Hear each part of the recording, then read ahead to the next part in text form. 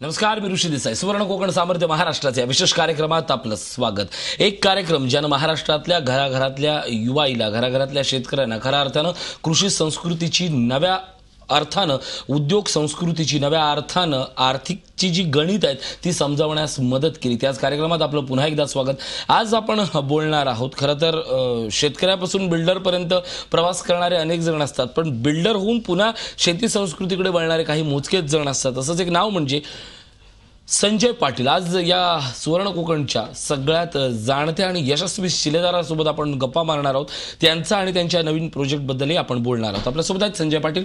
स्वागत आपलं. नमस्कार संजयजी, तुमच्याबद्दल अगोदर बोलायचं झालं तर या अगोदरची आपली जी मुलाखत होती ती खऱ्या अर्थानं आपण एक बिल्डर होतात, बिल्डर व्यावसायिक, लोकांना सहज साध्य दरात घरं उपलब्ध करून द्यावीत याच्यासाठी आपण प्रयत्न करत होतात. त्यानंतर सुवर्ण कोकण, अश्वमेधचे शिलेदार झालात. खऱ्या अर्थानं काहीतरी आपण वेगळं करायचंय म्हणून तुम्ही सुरुवात केली आणि ती सुरुवातच इतकी भन्नाट होती, विलक्षण होती की डोंबिवलीपासून जवळच आंबिवली नावाचा एक भाग आणि या भागामध्ये आपण मॉल सुरू केला कृषी संस्कृती नावानं.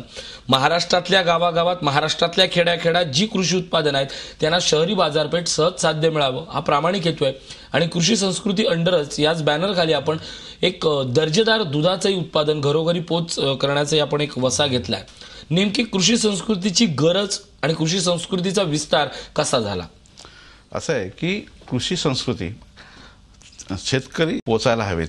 होतं काय माहिती, कृषी ह्याच्या जेव्हा प्रोडक्ट घेतलं, उत्पादन केलं जातं, त्याची क्वालिटी कुठे चेक न होता बरेच प्रोडक्ट असे सर्रास लोकांपर्यंत पोचतं. आम्ही कृषी संस्कृतीच्या माध्यमातून ते प्रोडक्ट चेक केले जातात, व्हेरीफाय केले जातात, सर्टिफाय करून लोकांपर्यंत पोहोचवण्यासाठी चांगले प्रोडक्ट, नॅचरल प्रोडक्ट हे आम्ही लोकांपर्यंत पोहोचवण्यासाठी आम्ही हा कृषी संस्कृती एक स्टोअरचे म्हणजे कन्व्हिनियन्स स्टोअरचे आम्ही हे चेन चालू केले. नक्कीच.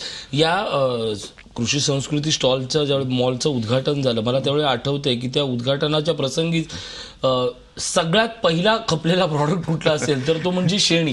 म्हणजे आजपर्यंत आपण ज्या पद्धतीनं शेणीबद्दल चर्चा करत होतो की शेणी हा काय विक्रीचा व्यवसाय असू शकतो का, पण त्या गोवऱ्या आज महानगरांमध्ये आलेल्या ग्रामीण भागातल्या जनतेची फार मोठी गरज आहे. इथं मागून सुद्धा मिळणार नाही आणि त्याला मिळालेला तुफान प्रतिसाद होता. म्हणजे आयुर्वेदिक गोवऱ्या असतील किंवा दर्जेदार दूध असतील, आज या शहरातल्या लोकांची गरज बनली आणि ती गरज पुरवण्याचं म्हणजे कोणी कितीही मॉल टाकले, स्टॉल टाकले तरी ती गरज पूर्ण होणार नाही अशी अवस्था आहे. नाही, काय झालं बऱ्याचदा आता गौरी म्हटलं की फक्त एक शेण आणि त्याला अशी काय वडी बनवून लोक विकत होते आत्तापर्यंत, पण ती अग्निहोत्री गौरी म्हणजे त्याच्यामध्ये जे काय आवश्यक अग्निहोत्री जे आपण हे करतो तेव्हा आवश्यक वस्तू त्यामध्ये नसतात, पण त्याच्यामध्ये ते जे काय अग्निहोत्रीला लागणारे जे काय प्रोडक्ट त्याच्यामध्ये असायला हवेत ते आम्ही टाकून व्यवस्थितपणे लोकांपर्यंत त्याचं महत्त्व, असं नाही की नुसतं गोरे आणल्याने वेगळं, आम्ही त्याचं व्यवस्थितपणे ते बनवून आम्ही लोकांपर्यंत पोहोचवलं. आता मगाशी तुम्ही म्हटलं की चांगल्या प्रकार असं काय होतं माहिती आहे, दूध आणि बाकीचे काय प्रोडक्ट आहेत.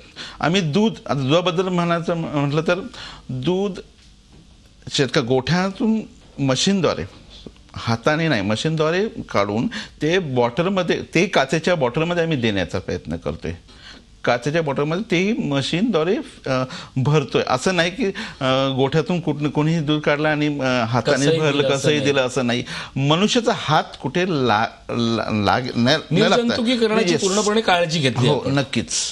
हे अशा प्रकारे आम्ही प्रत्येक गोष्ट, प्रत्येक प्रोडक्ट, हे आमची टीम आहे क्वालिटी चेक, ते टीम व्हेरीफाय केल्यानंतरच आम्ही त्या मॉलमध्ये ठेवतो, आमच्या स्टोअरमध्ये ठेवतो. खरं तर हे हा प्रश्न विचारू नये, पण ही गरज आहे. काय होतंय की आपण दर्जेदार गोष्टीला नाकं मुरडतो आणि असलेल्या बाह्य अंगाला त्याची भुरळ पडते आणि आपण या सगळ्या गोष्टीत प्रवाहात अडकले जातो. आज दुधाच्या बाबतीत अशी गोष्ट झाली आहे की छान छान कव्हर असणं, म्हणजे दूध बाजारात जर कोणाला एका लहान मुलाला पाठवलं, त्याला सांगितलं तुला आवडतं ते दूध घेऊन ये, तर त्याच्यात दर्जेदार बघत नाही. सगळ्यात जास्त दुधाचं कव्हर रंगीत कोणाचं आहे त्या दुधाकडे त्याची विक्री घेतली जाते, उत्पादन घेतलं जातं. पण नेमकं दूध दर्जेदार म्हणजे नेमकं काय असतं? बाजारात असणारं दूध आणि दर्जेदार दूध काय असतं की दूध म्हटलं की आज फक्त थैली, प्लॅस्टिकच्या थैलीमध्ये दूध मिळतं, तेही थोडंसं क्रीम दूध लोकांना आवडतं. काय होतं मग ते प्लॅस्टिक थैलीमध्ये 12 तासामध्ये जेव्हा भरल्या जातात, 12 तासामध्ये केमिकल आणि प्लॅस्टिक आणि दूध हे रिॲक्ट होतं आणि केमिकल त्याच्यामध्ये पास ऑन होतं. ह्याचाच विचार करून आम्ही ते काचेच्या बॉटलमध्ये दूध आणलं. नक्कीच. मी खरं तर हा ऐकलेला मुद्दा आहे आणि हा अतिशय शास्त्रीय आहे. हजारो लोकांच्या आयुष्याशी तो निगडीत आहे, की असं म्हटलं जातं. हे खरं आहे की खोटं आहे त्याची तथ्यता येईलच म्हणा, की प्लॅस्टिकच्या पिशवीत जे ठेवलेलं दूध असतं, जे मोठमोठ्या कंपन्यांच्या थ्रू आज महाराष्ट्राच्या घराघरात जातंय, ते खाण्यास, लहान मुलांना खाण्यास अहितकारक असतं. नक्कीच. कारण का मी आता मगाशी म्हटल्याप्रमाणे 12 तासामध्ये 10 ते 12 तासामध्ये केमिकल रिॲक्ट होतं. त्याच्यामध्ये केमिकल आत पोचतं, दुधामध्ये असतं. आणि तसं म्हटलं गेलं तर ते दुधामध्ये काय असतं, फक्त आम्ही त्याला दूध नाही म्हणत, डेअरी व्हायटनर, सफेद पाणी. अच्छा. हां, बाकी काही नाही त्याच्यामध्ये. सफेद पाणी, का त्याच्यामध्ये सर्व मलाई काढली जाते, तसं काढून जे उरेल शेवटचं प्रोडक्ट ते म्हणजे सफेद पाणी, ते तुमच्या घरापर्यंत पोहोचलं जातं. म्हणून तसं न होता आम्ही शेतकऱ्यांशी बोललो, शेतकऱ्यांना प्रोत्साहित केलं आणि त्यांच्याकडनं दर्जेदार प्रॉडक्ट बनवून घेतले. असे नाही त्यांनी काही बनवलं आणि आम्हाला दिलं असं नाही. आम्ही ते चेक केले, थोडंसं काय टेस्ट प्रक्रिया झाली, ते आमच्या टीमने केला. खरं तर आता डोंबिवलीच्या अगदी जवळ आपला हा प्रॉडक्ट आता सुरू झाला, ठाण्याला त्याचा विस्तार झालेला आहे.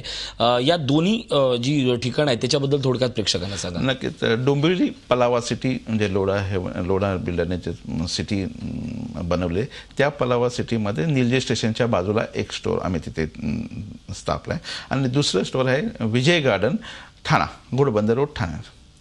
अच्छा. हां, तुम्ही हे सगळं त्याचं उद्घाटन केल्यापासून आजपर्यंत साधारण 1 महिन्याभराचा हा संपूर्ण कालावधी गेलाय. कसा प्रतिसाद मिळतोय मुंबईमधल्या लोकांचा? नक्कीच. थोडंसं सुरुवातीला येत आहेत, जाणून घेत आहेत.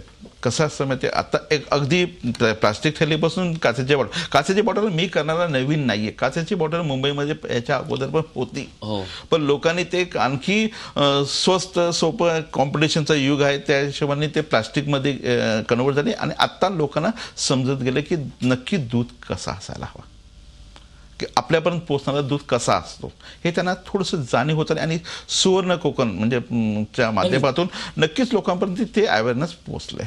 आज दुसरी एक गोष्ट म्हणजे मला असं आठवते की याच अगोदरच्या एका कार्यक्रमामध्ये अरुण देसाई म्हणजे सुवर्ण कोकणचे जे पंचगव्य आणि दुग्ध विषयक जे गुरु आहेत, त्यांचे टीम मेंबर आहेत, टीमचे ते तो विभाग सांभाळतात. त्यांनी जस्ट असं म्हणाले होते की आपण मातीच्या भांड्यांचा जर अन्न शिजवलं तर ते खऱ्या अर्थानं ते रुचकर लागतं. आज मुंबईसारख्या भागामध्ये प्रॉब्लेम हा होतोय की कुंभारवाड्यांपेक्षा तिथपर्यंत येणारा, मुंबईत येणारा माल हा कमी मिळतोय. त्या एपिसोड नंतर प्रचंड मागणी झाली की मातीच्या भांडे हवी. आज हे मिळत नाहीयेत, पण कृषी संस्कृती मॉल हे उपलब्ध करून देते. काय सांगाल? त्यासाठी आम्ही काय केलं, आमचे क्वालिटी टीम आहे त्यांनी काही कुंभारांशी बोलणं केलं. पण ते झालं का, ते आत्तापर्यंत पारंपरिक पद्धतीने जे काय मातीचं उत्पादन घेतो त्या हिशोबाने, पण आम्ही त्याला थोडंसं ॲडव्हान्स टेक्नॉलॉजी समजावून सांगितलं आणि ते इलेक्ट्रिक फर्नस वगैरे हे प्रकार त्यांच्यापर्यंत पोहोचवलं. त्यांच्याकडे तशी भांडी बनवून घेतली. ती भांडी आज गॅसवर, आपल्या घरच्या गॅसवर, गॅसच्या चुलीवर वापरू शकतो, अशी भांडी आम्ही तयार. नक्कीच. हे सगळे प्रश्न विचारण्यामागे माझं कारण एकमेव असंच आहे की आज आपण पुन्हा एकदा म्हणजे आज एवढे मोठे परदेशी कंपन्यांचे मॉल संस्कृती येते, त्यांची सगळे प्रॉडक्ट आज पारंपरिक पद्धतीने इंडियन तडका या नावाने आपल्याला विकले जात आहेत. खरं तर त्या कुठल्याही इंडियन तडका जे स्पायसी नावानं आजपर्यंत आपल्या गळी उतरवलं जाते त्याहीपेक्षा आपला खमंगपणा हा मातीत आहे, या मसाल्यांमध्ये रुजलेला आहे. आज देशी प्रॉडक्टचं म्हणजे जे स्वतः गावातल्या शेतकऱ्यांनी उत्पादन केलेल्या संस्कृतीकडे आपण पुन्हा वळलो तर दुष्काळासारखी कितीही संकट आली तर खऱ्या अर्थाने या उत्पादनाला न्याय मिळेल, बाजारपेठेला एक स्थैर्य येईल आणि त्यांच्या जगण्याला एक आधार मिळेल. का वळलं पाहिजे महानगराने? नक्कीच. आता आम्ही हे जेव्हा सुरू केलं तेव्हा प्रत्येक गावोगावी आम्ही कोकणात, सुरुवात आम्ही कोकणातून केली. बरेच लोक असे होते की दर्जेदार माल ते उत्पादन घेत होते पण त्यांचा माल पोचत नव्हता. म्हणून आम्ही असा विचार केला की ते बनवणारे होतील आणि आपण खपवणारे होऊ, म्हणून लोकांपर्यंत पोहोचवू. आमचं काम कृषी संस्कृतीच्या माध्यमातून लोकांपर्यंत पोहोचवणं, दर्जेदार माल. बरेच लोक काय करतात, थोडं माल बनवते, प्रत्येकाची कॅपॅसिटीप्रमाणे कोण 10 किलो 15 किलो 20 किलो प्रत्येकाचे एक हे आहे. त्या हिशोबाने आम्ही त्यांचा माल घेतो, टेस्ट करतो, लोकांपर्यंत ते खरंच चांगलं असेल तर पोहोचवतो. असं नाही की कोणीही काही देऊ आणि आम्ही पोहोचवणं, असं नाही करत. आणि त्याने होतं काय मध्ये बऱ्याचदा आता लोकांकडे एक रोजगाराची संधी उपलब्ध होऊन नक्कीच.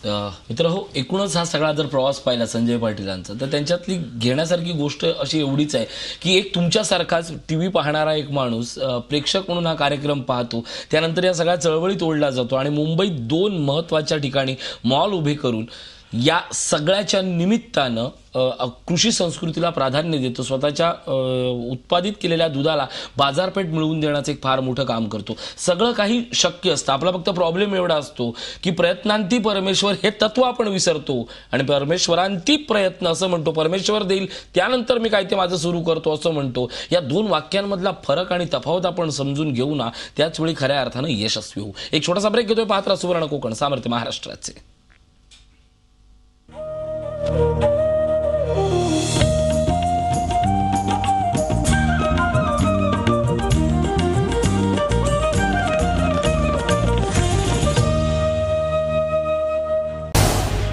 झी 24 तास रहा एक पाऊल पुढे.